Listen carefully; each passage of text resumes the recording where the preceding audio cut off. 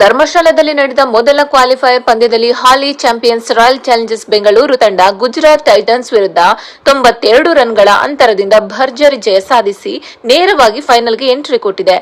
ಸತತವಾಗಿ ಎರಡನೇ ಫೈನಲ್ ಪ್ರವೇಶಿಸಿದ ಆರ್ಸಿಬಿಗೆ ಶುಭಾಶಯಗಳ ಮಹಾಪೂರವೇ ಹರಿದು ಬರುತ್ತಿದೆ. ಟಾಸ್ ಸೋತು ಮೊದಲು ಬ್ಯಾಟ್ ಮಾಡಿದ ಆರ್ಸಿಬಿ ತಂಡದ ಆರಂಭ ಸಾಧಾರಣವಾಗಿತ್ತು. ಆರಂಭಿಕರಾದ ವೆಂಕಟೇಶ್ ಅಯ್ಯರ್ ಹಾಗೂ ಸ್ಟಾರ್ ಆಟಗಾರ ವಿರಾಟ್ ಕೊಹ್ಲಿ ಮೊದಲ ವಿಕೆಟ್ಗೆ 2 ಓವರ್ಗಳಲ್ಲಿ 21 ರನ್ ಕಲೆ ಹಾಕಿದ್ರು. ವೆಂಕಟೇಶ್ ಅಯ್ಯರ್ 3 ಬೌಂಡರಿ 1 ಸಿಕ್ಸರ್ ಸಹಾಯದಿಂದ 19 ರನ್ ಸಿಡಿಸಿ ಔಟ್ ಆದರು.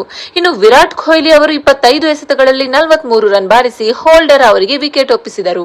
ಕೊಹ್ಲಿ ಔಟ್ ಆದ ಬೆನ್ನಲ್ಲೇ 30 ರನ್ ಗಳಿಸಿದ ಪಡಿಕ್ಕಲ್ ಕೂಡ ಪೆವಿಲಿಯನ್ ಸೇರಿಕೊಂಡರು. ಬ್ಯಾಕ್ ಟು ಬ್ಯಾಕ್ ವಿಕೆಟ್ ಕಳೆದುಕೊಂಡು ಸಂಕಷ್ಟದಲ್ಲಿದ್ದ ತಂಡಕ್ಕೆ ಕೃನಾಲ್ ಪಾಂಡ್ಯ ಹಾಗೂ ನಾಯಕ ರಜತ್ ಪಟಿದಾರ್ ಜೋಡಿ ಆಧಾರವಾಗ್ತಾರೆ. ಈ ಜೋಡಿ ಮಿಡಲ್ ಓವರ್ಗಳಲ್ಲಿ ವಿಕೆಟ್ ಬೀಳದಂತೆ ಕಾಯ್ದುಕೊಂಡು ರನ್ ವೇಗವನ್ನು ಹೆಚ್ಚಿಸಿದರು. ಈ ವೇಳೆ ಆಲ್ರೌಂಡರ್ ಕೃನಾಲ್ ಪಾಂಡ್ಯ 28 ಎಸೆತಗಳಲ್ಲಿ 5 ಬೌಂಡರಿ 2 ಸಿಕ್ಸರ್ ಸಹಾಯದಿಂದ 43 ರನ್ ಬಾರಿಸಿ ಔಟ್ ಆದರು. ಕ್ಯಾಪ್ಟನ್ ರಜತ್ ಪಟಿದಾರ್ ಅಮೋಘ ಬ್ಯಾಟಿಂಗ್ ಮಾಡಿದರು.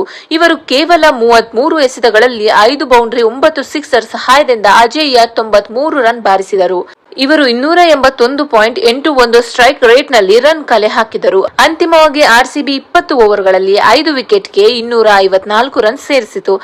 ಇನ್ನು ಗುಜರಾತ್ ಟೈಟನ್ಸ್ ಪರ ಕಗಿಸೋ ರಬಾಡ, ಜೇಸನ್ ಹೋಲ್ಡರ್ ತಲಾ 2 ವಿಕೆಟ್ ಪಡೆದ್ರು. ಆರ್ಸಿಬಿ ನೀಡಿದ 255 ರನ್ಗಳ ಗುರಿ ಬೆನ್ನತ್ತಿದ್ದ Gujarat Titans back to back wicket ಕಳೆದುಕೊಂಡು ಆಘಾತಕ್ಕೆ ಒಳಗಾಯಿತು. ಓಪನರ್ ಆಗಿ ಕಣಕ್ಕಿಳಿದ ಸಾಯಿ ಸುದರ್ಶನ್ 14 ರನ್ ಗಳಿಸಿ ಔಟ್ ಆದ್ರೆ ಶುಭ್ಮನ್ ಗಿಲ್ 2 ರನ್ಗೆ ಔಟ್ ಆದರು. ಇನ್ನು ಜೋಶ್ ಬಟ್ಲರ್ 11 ಬಾಲ್ಗಳಲ್ಲಿ 29 ರನ್ ಗಳಿಸಿ ಜೋಶ್ ಹೇಜಲ್ವುಡ್ಗೆ ವಿಕೆಟ್ ಒಪ್ಪಿಸಿದರು.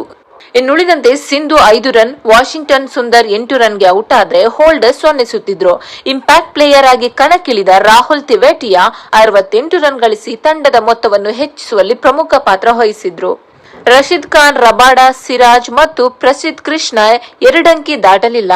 ಇನ್ನು ಗುಜರಾತ್ ಟೈಟನ್ಸ್ಗೆ ಇನ್ನೊಂದು ಅವಕಾಶ. ನಾಳೆ ಎಲಿಮಿನೇಟರ್ ಪಂದ್ಯದಲ್ಲಿ ಗೆಲ್ಲುವ ತಂಡದ ಜೊತೆ ಎರಡನೇ ಕ್ವಾಲಿಫೈಯರ್ ಪಂದ್ಯ ಮೇ 29ರಂದು ಚಂಡೀಗಢ್ನಲ್ಲಿ ನಡೆಯಲಿದೆ.